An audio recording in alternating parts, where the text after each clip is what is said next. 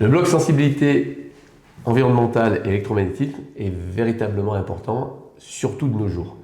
Alors, qu'est-ce que j'entends derrière ces mots? Eh bien, la sensibilité environnementale, c'est tout le tellurisme, c'est-à-dire que effectivement, on le sait depuis des générations, quand vous implantez votre maison, s'il y a un cours d'eau dessous, ou s'il y a des failles, ou s'il y a des tensions au niveau terrestre, ça peut générer des perturbations d'un point de vue énergétique pour les individus qui vivent dans cette maison. Donc ça, toute la géobiologie s'y intéresse.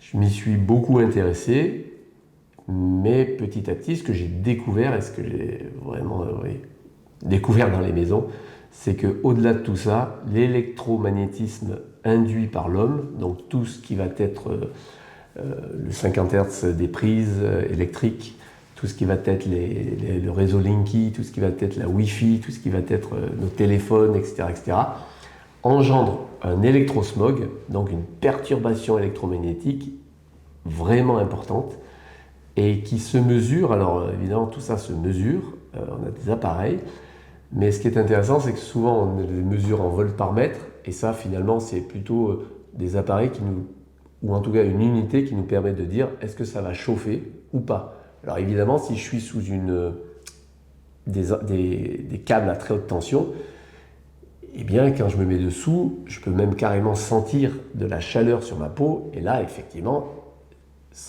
on se rend bien compte que c'est impropre, je dirais, à la vie. On ne va pas rester là-dessous. Mais ce qui est beaucoup plus subtil, c'est de regarder l'électromagnétisme, mais mesuré en Tesla, ou mieux en micro-Tesla.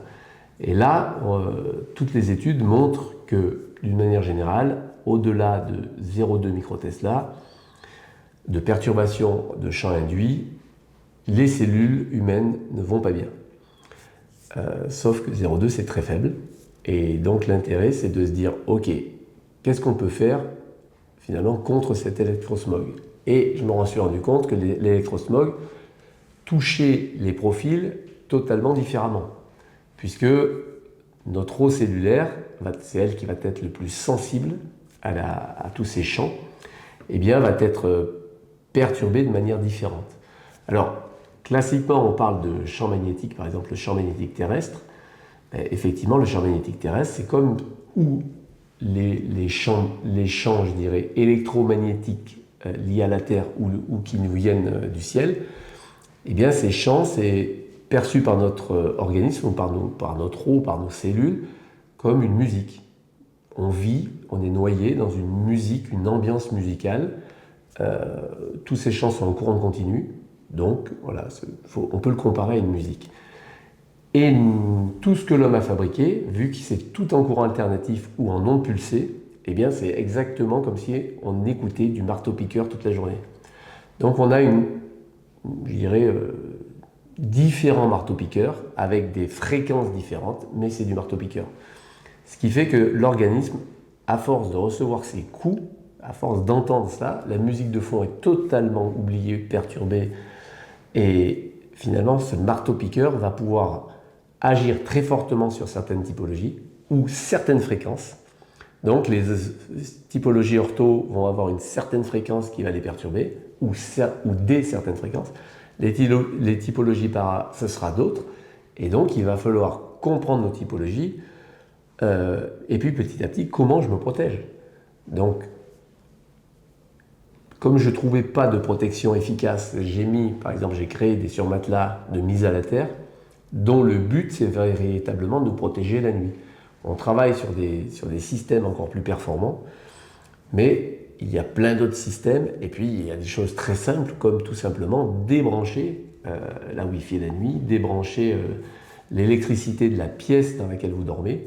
Mais malgré tout, quand on est en plein Paris, eh bien, les autres ne débranchent pas forcément leur Wi-Fi, et on en a, je dirais, vous n'avez qu'à allumer votre portable et vous vous rendez compte de tout ce qu'il y a. Et donc dans ce module, le but c'est de trouver des solutions, et des solutions il y en a pas mal, il y a des comportements à avoir, et comprendre en fait comment ça nous touche, nous ou nos patients, ou certaines pathologies. En fait, comme toute pathologie est liée à un terrain, ce terrain c'est les profils, Eh bien, en fonction des profils, l'induction électromagnétique, ce brouillard électromagnétique peut induire certaines pathologies. Donc on va voir des gens arriver avec des problèmes, et ces problèmes, il faut pouvoir se rendre compte qu'on a beau essayer de les rééquilibrer, de leur donner certains aliments, ils vont faire plein d'efforts, et ça marche évidemment mieux, mais certains vont rester très électrosensibles. Et pour ces électrosensibles, eh bien, il y a des solutions. Et donc, c'est tout ce que vous allez découvrir dans cette formation. Donc, il y a tout l'aspect théorique des ondes, que je vous donnerai en e-learning. Et en pratique, eh bien, on va pouvoir faire plein de tests. Et des ondes, il y en a partout autour de nous. Donc, ça va être très pratico-pratique. Et de là, petit à petit, quand on a éliminé tout cet électrosmog, quand on a géré l'électrosmog, on peut se réintéresser correctement au tellurisme un peu au tellurisme terrestre, un peu à l'organisation de la maison. Mais je trouve que l'électrosmog aujourd'hui est tellement fort, il prend le dessus sur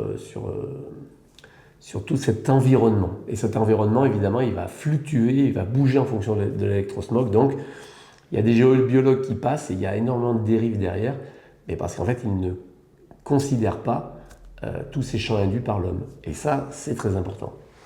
Donc, c'est ce à quoi on va, je dirais, réfléchir et avancer. Je dis réfléchir parce que la technologie avance et il va falloir s'adapter à de nouvelles technologies, s'adapter à de nouvelles fréquences, s'adapter à de nouveaux marteaux-piqueurs. Et donc pour ça, là, c'est une formation qui se veut dynamique et continue.